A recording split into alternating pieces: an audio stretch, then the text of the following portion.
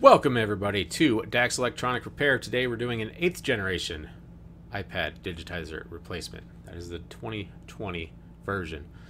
Bake that guy. 70 degrees Celsius hot plate. That's how I get it started. Gets the adhesive all ready to go to be pried upon and removed. This one's seen a little better days, so we go ahead and start taping the worst parts of this screen so it doesn't shatter more. It just makes life easier. You don't have to clean up as many little shards, and they don't have to go inside of your body through your skin when you do it this way. Hopefully. It's not always the case. Alright, so we've got it all heated up, and we're going to start prying around the edges. I always start on the side opposite of where the cables are for the digitizer itself. And you just keep going around. Nothing fancy, special, technical about this. You're just going around. Try not to go too deep because you don't want to scratch the LCD itself. You don't want to damage it because this one is just a digitizer. The iPad line, not the Pros or the Airs or anything like that, or the Minis.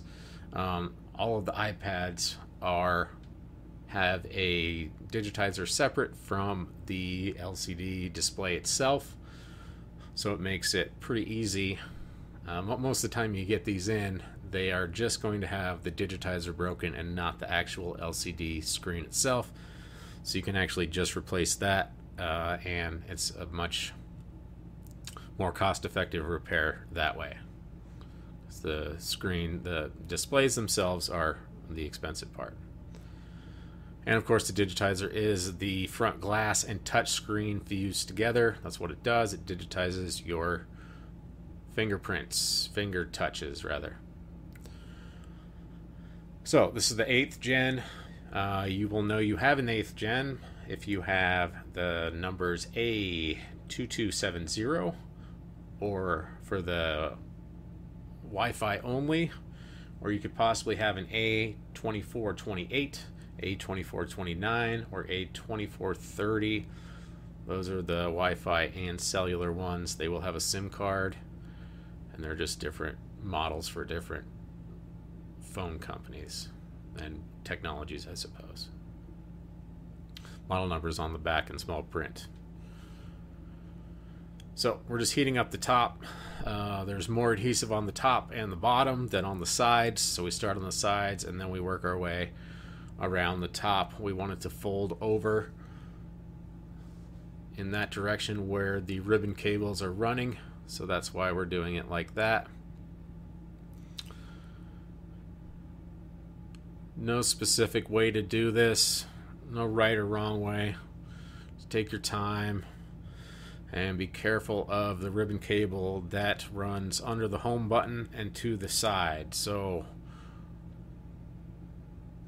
it runs from the home button to where I have the heat gun right now. That's where it goes. So be careful when pulling it up because we will be reusing the home button. It is paired to this machine, or our iPad rather. So we need to reuse it. Touch inputs will not work if we replace it. If this one has touch, this one does, yes, yep. Touch sensor and home button. All right, so now we are going to try and get the wash out of the light, and I'm showing you where the 4 screws that are holding the LCD in place are. 4 corners. That's why I removed some of the broken glass that didn't come up, because we want to get this LCD display out of here before we start cleaning up the extra broken pieces. Just as quickly as you can get this thing out of here because it's very fragile. It will scratch easily. It will take your fingerprints easily. It'll smudge easily. So you want to get it out of there. So just make enough room to get it to where you can get at the screws, and we'll remove it, and then we'll continue getting all the extra broken glass out of here.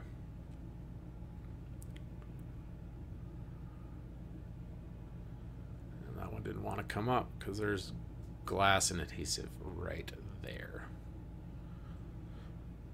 But we're not quitters, so we do it, and we do it well.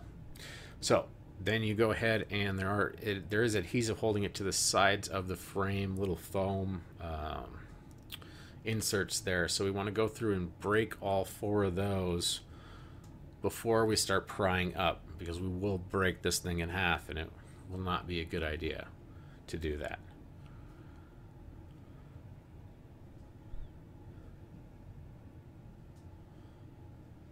So to get the next step, we need to actually fold this thing over. I've got it resting on one of my tools, so it's not touching the bottom where all that glass is. It's not getting adhesive on it. It's not getting any glass or anything on it, because it will scratch it, like I said.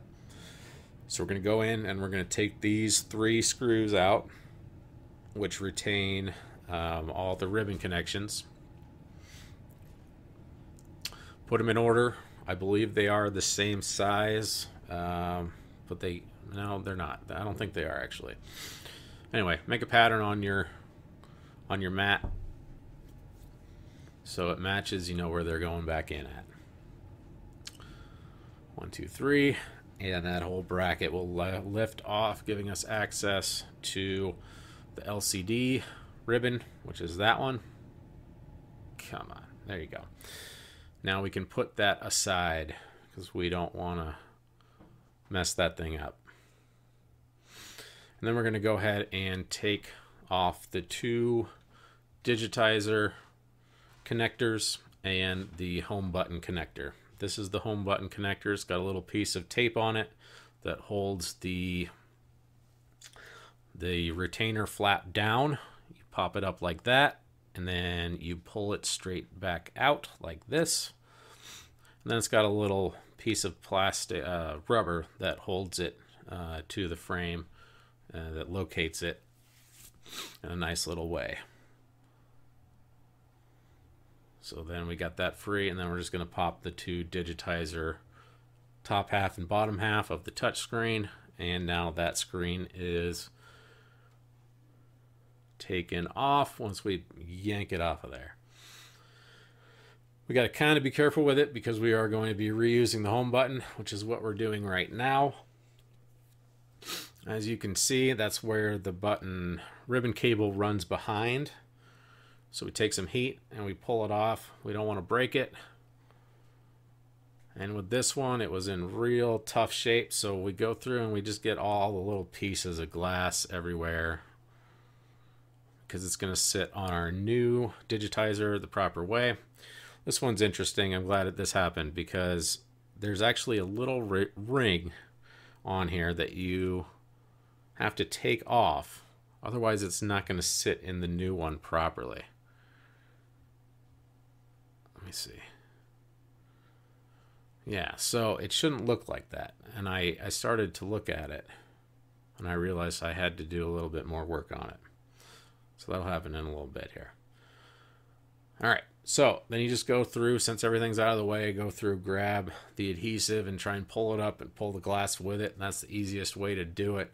Gets the most glass to come with it. So use whatever tool you want. There's scrapers, there's the tweezers I'm using here. It really doesn't matter, just get that glass out of there.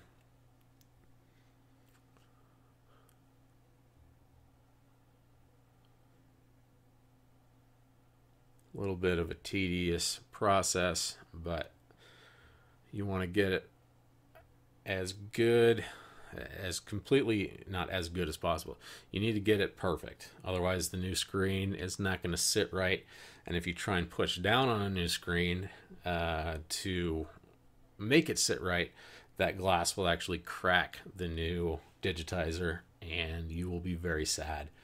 And you will say the F word probably. I know this from personal experience. It is unfortunate. Got this zoomed in. This job does take, on a good day, half an hour. On a bad day, an hour, you know. So take your time, but also do it right because you don't want to do it again. All right, here's on your screen. This one has a fancy little retainer for our touch display ribbons. So what we're doing now is just testing the screen. Most of the screen, well, the vast majority of the screens I get are good, but some of them are not, so you always want to test it before you put it all together. So what I do is I hook up the digitizer, I hook up the home button, and I hook up the LCD itself and test it to full functionality, because then we know if it doesn't function properly, what we have to start looking at.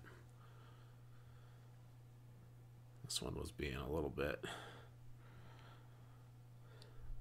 of a wiener. There you go.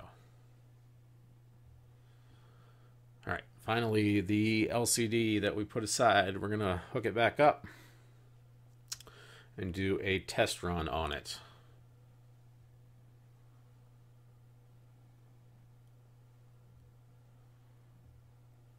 As you can see, I'm carefully not touching the actual screen on that. Like I said, fingerprints are a disaster, and I have to make these perfect, and you will lose your mind trying to clean it. So the best option is to not get it dirty or smudged in the first place, so you don't have to deal with that. All right, I do have the home button there. It's kind of a little bit out of sight, but it is hooked up. I do want to touch it, test its functionality. Oh, there we go. There, I pulled it out. All right, so everything tested fine.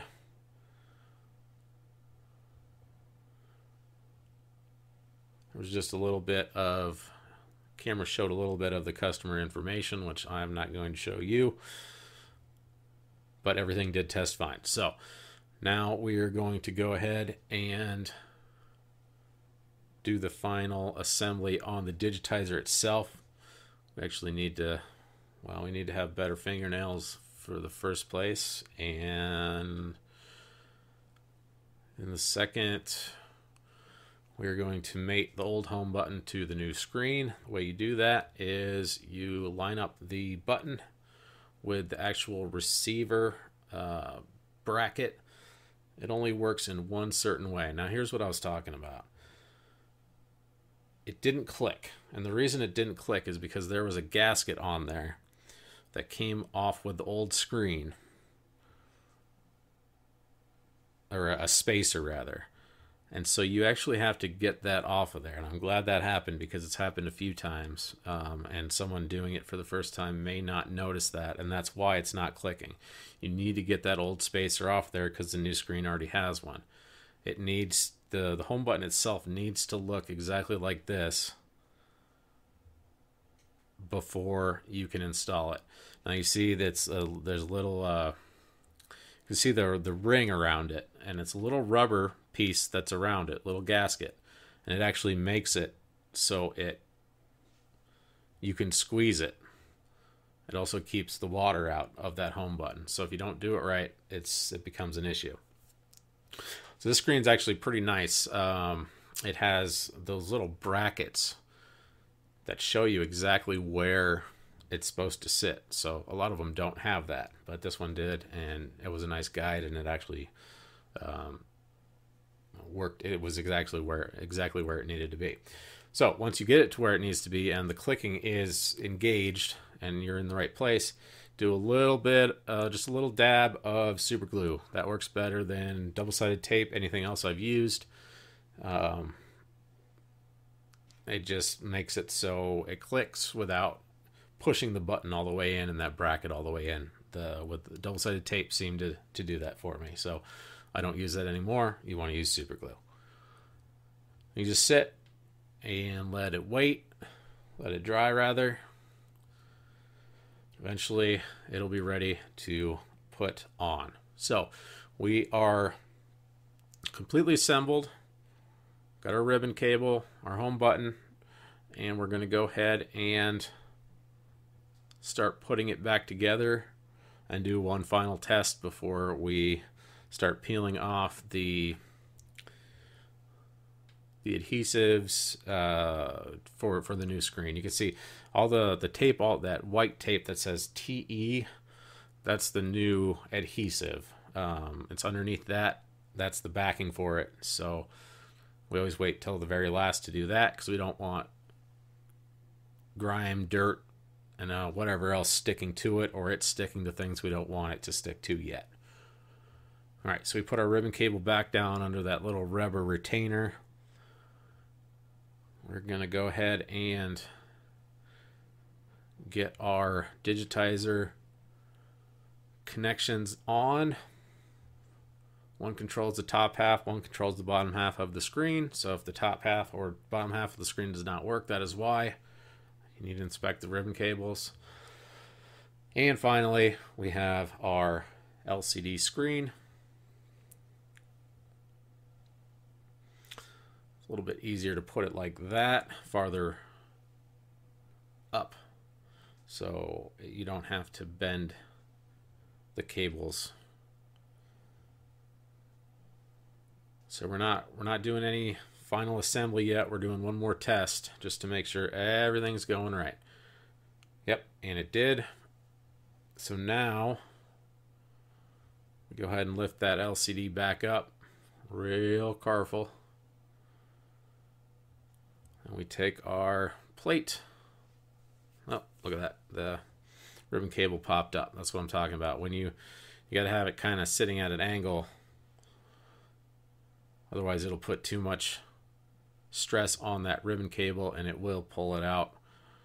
So you want to make sure it's seated properly before you actually put your retaining bracket back in with your 3 screws that we took out earlier.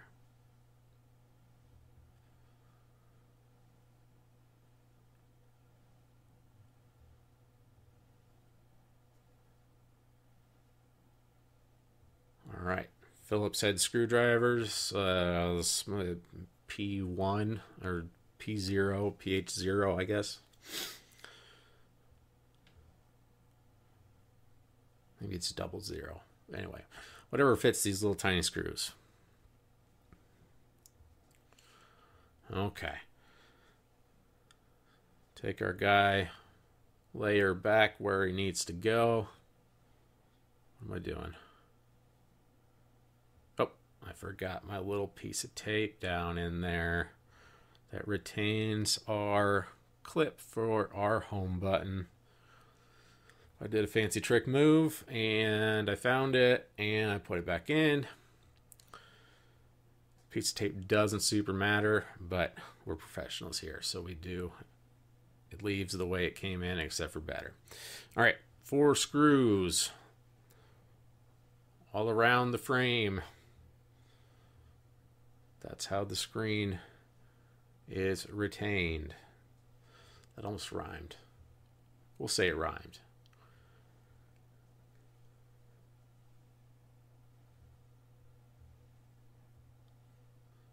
All right, and we probably could have sped this up, but in case you forgot where those 4 corners were, now you remember. Okay, now we sped it up. So the last thing we are going to do, get that screen as pretty as we can. You don't want anything bouncing around in there, any dust, smudges.